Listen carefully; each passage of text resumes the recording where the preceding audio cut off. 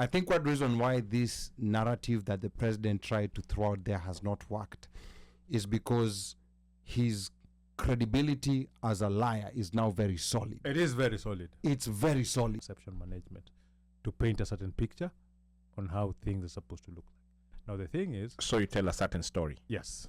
So the thing is, remember they started with what? Remember when the first time they started, what did they say? Foreign? We have foreign influence for this process to interfere in the country, right? Ule jamaa akasema Russia, right? Mwaura. The first thing Mwaura said asema ni Russia, right? Asema ni Russia. Right? So that foreign hand...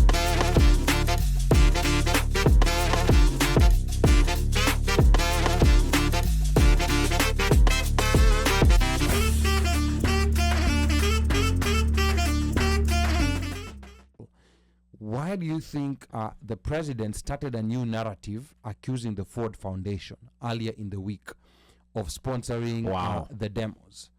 Because they actually, meaning the Ministry of Foreign Affairs actually wrote to the Ford Foundation listing, you know, like the different organizations that they have sponsored, given money to their grants, actually, so I think for different projects. Yeah, for different projects. That are managing different developmental related projects. Right? Because the thing is this, a lot of the people who are offering support, Law Society of Kenya, Boni's NGO, Alan Namu's African Center. Yeah. And then we have the medic one that is giving all of free this medical. Yeah, so all of these organizations are recipients. Are recipients of grants, right? From Ford Foundation. And they're not hiding that they're recipients. It's not secret. Yeah. And the thing about this grants is that when you get these grants, you have to also show how you're using that money for it, right? Yes, you apply for the grant for developmental related things. So for him, this is one of those PR moves. Hata inatoka si PR, hii sasa ni the dirty side of PR. Inatoka perception management.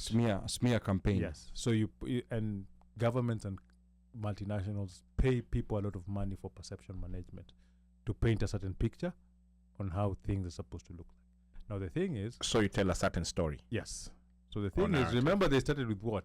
Remember when the first time they started, what did they say? Foreign? We have foreign influence for this process to interfere in the country, right?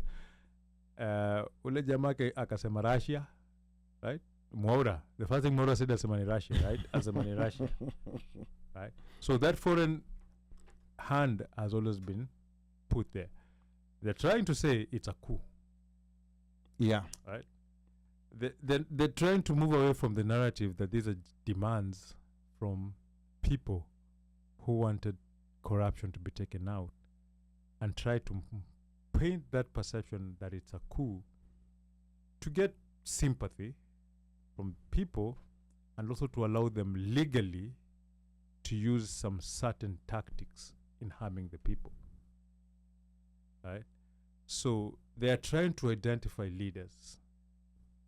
And now they've found organizations that are helping these kids when they're doing these things, and they're trying to assume that those are the leaders. So they're trying to, when they paint that, and then they think that maybe the Ford Foundation might stop funding them or might pull them back and tell them, yo, okay, you're messing because up. of the perception. Yeah, you're messing it up for us. Pull back. And then they can try to diminish and make these protests go away. And also, so there's so many angles that they can use this to paint this kind of the picture that they want to paint. So the coup angle where they say that these guys are being paid foreign money. And remember, again, if you noticed, when they brought in Alai pushed narratives. Endo narrative ya watu wamelipwa kukos maandamano. Yeah. And now you find guys like kina Khalif Cairo who have influence pia wanaanza kusing the same tune yenye Alena. Like you'll see strategically the people who sing strategically the same tune. Oh guys, nakwambia watu wamelipwa sijui nini watu wamelipwa kuleta maandamano, kuna watu wamelipwa to the tunes of 200 million. Iliweza kama rumor tu Twitter, then the next thing Ford Foundation ikakusemwa, then the next thing tunaanza kuona watu wakithrow the amount, and then the people are like, yeah, go to the Ford Foundation, member government nini. If you go to their website, the people who we fund are right there. And it's listed. And it's listed. And we vet what they do to make sure our interfere na kitu yoyote. Unaona? So, but to the layman, nikileta hii story kwa Twitter ka story ya Jaba. Yeah. Right? Nikileta story ya Jaba nikiambiwa si unakumbuka nani Cairo alisema watu ulipwa. Angalia ndo hii doi imekaa imeingia. Sasa wanakanjwa, unaona? Then the narrative spreads. Base narrative ikigeuka hivyo, kuna vile tunaenda maandamano na kuna wanakanjwa na si hawakanjwi. So that was kind of like throwing red meat to see if especially the base would take bait and make it an actual so your perception management, like so no manage hapana yezi kwa hivi. Now the thing that they forgot is that you're facing people who are not scared to open themselves up and say, hii ndo donapata, hii ndo inafanya hivi na inadu hivi na inadu hivi na inadu hivi. Au base wakishikwa protest, wao ulipiwa bond na wanatoka. Hakuna mtu tumia hata bopi yake. Hii protest watu kienda usiku, hakuna mtu hata bopi yake. Watu wamechanga. Hizi organizations zina cover nini bills zingine. But now najua, I think the question that comes up, I think one reason why this narrative that the president tried to throw out there has not worked is because his credibility as a liar is now very solid. It is very solid. It's very solid. And then they've looked for so many people to blame. Yeah.